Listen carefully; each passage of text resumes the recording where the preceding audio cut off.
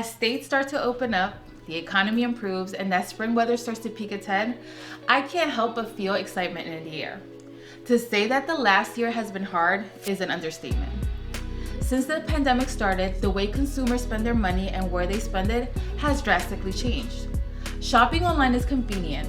It saves time and reduces our exposure to the virus. But is it costing you some hidden expenses?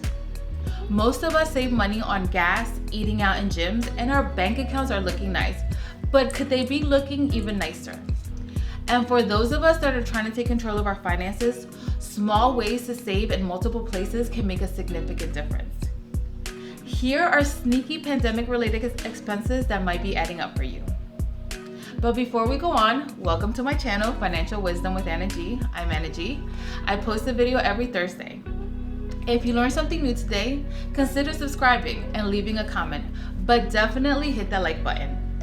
And I want to thank my follower and cousin Rosa for giving me the idea for today's video.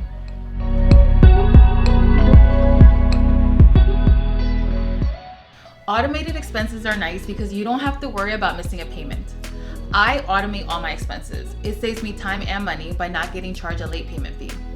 But it's also making it easier for companies to make money and harder for us to track. You give them your credit card information, and then if you're like me, that hits the automatic renewal button, you miss that fine print that says you will automatically be charged every year. It was so much easier to know where our money was going when we paid cash for everything. I play the credit card / points game. I charge everything to my credit card so I can rack up the points, and I pay off the balance before I get hit with any interest charges. But if you have things coming out of different checking accounts and credit cards like I do, it's easier to miss those $6 expenses here and there on services you aren't even using.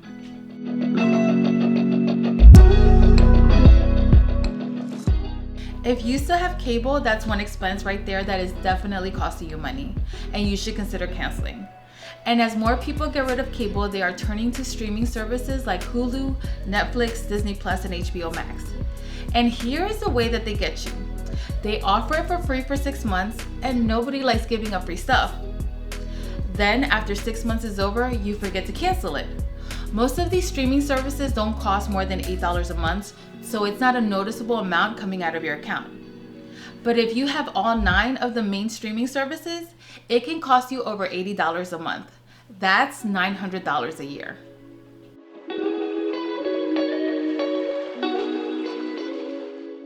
Since most of us are trying to stay safe by not going out as much, the delivery apps have seen a boost, especially takeout delivery and grocery delivery. When you use these apps though, you could be paying twice as much compared to buying directly from the restaurant and picking it up yourself. Let's say you order a sandwich from Subway that costs $7. With all the fees, that $7 sandwich will cost you almost $15 on Uber Eats. And it's not just the fees that you're paying for. Some restaurants and grocery stores, well, I don't know if it's the restaurants or the app, but someone is hiking up the price. I compared the price of a pasta dish on the app versus the menu on the website, and it was $4 more on the app.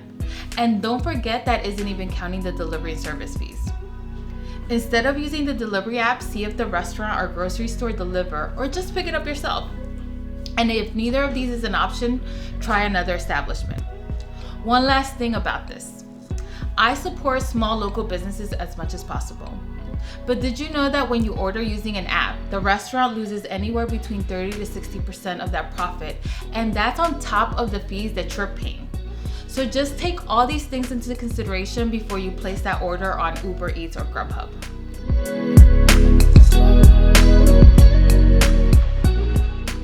With gyms closing down, we had to figure out different ways to stay in shape.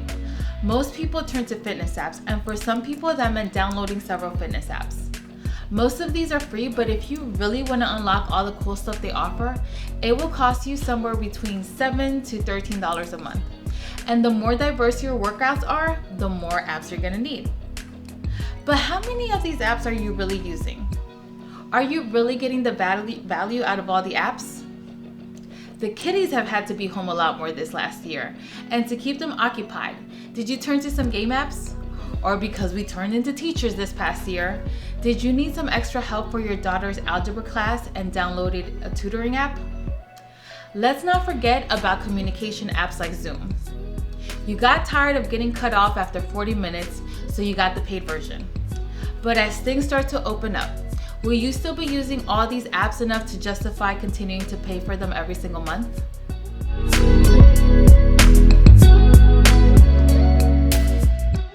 First, set aside a few hours sometime this week to figure out what subscriptions and memberships you're paying for and to compare prices and fees for delivery apps you use. Figure out which subscriptions you don't really use and cancel them. Look for free or cheaper ways to get the same result, especially if you're tight on money each month. YouTube has plenty of free workouts. Yes, you can't customize them, but you can still get good results and save money. Going out to pick up your takeout might be inconvenient, but the weather is getting nicer, so every so often, doesn't have to be every time, take a drive and go pick up that food. You will get some fresh air and also save some money. Companies bet on you not canceling subscriptions, and of course, they aren't going to give you a heads up that they're going to renew your subscription, so they don't. You only realize that you got charged if you are checking your statement line by line. And let's be honest, are you really doing that? You should, at least for 3 months, so you can find where money is leaking out of your accounts. So every 2 weeks, go line by line of every checking account and credit card that you have and see what you have been charged for. If you want to go a step further, track your expenses on Google Sheets or Excel. Use something to also track when offers are going to expire, how much it will cost, and which accounts or credit cards you use, and set reminders on your phone to alert you when the offer is going to expire or when the renewal is going to happen. Another thing you should do is to check to see if you can save money by paying the yearly subscription instead of the monthly one before you sign up. If a company offers a yearly subscription, it will usually be about $10 cheaper. Just make sure it's something you know you will use and get value out of. If it's your first time trying out that service, the monthly subscription might be a good idea so you can cancel it at any time in case it doesn't work out for you.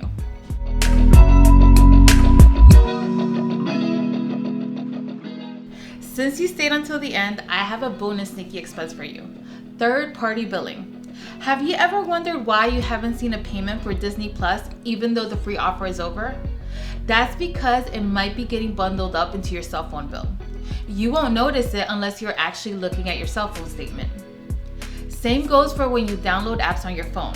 They get billed through third parties like Amazon, Apple, and Google.